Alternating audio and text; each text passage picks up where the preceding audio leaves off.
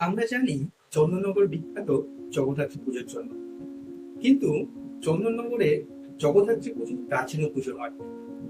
চন্দননগরে মা জগদ্ধাত্রীর থেকে পুরনো পুজো হলো বোড়াইচটি মায়ের পুজো। চন্দননগরে জগদ্ধাত্রী পুজো শুরু কবে থেকে তা নিয়ে সঠিকভাবে এখনো কিছু জানা যায় না। নানা মনের নানা মত হয়ে গেছে।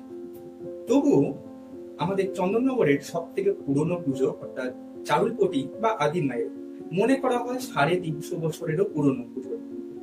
কিন্তু আমি আজকে যে গোড়াইচণ্ডী পুজোর কথা বলছি সেটি আজ থেকে প্রায় 450 বছর আগেকার পুজো। চন্দননগরে গোড়াইচণ্ডী মন্দিরের প্রতিষ্ঠা করেন শ্রীমন্ত সওদাগর। অনেকেই হয়তো জানেন বাংলায় অনেক চণ্ডী মণ্ডল আছে, কোনোটাতে পাথরের মা চণ্ডীর পুজো হয়, আবার কোথাও পাথরের মূর্তিকেই মা চণ্ডী রূপে পুজো করা হয়। বলা বাহুল্য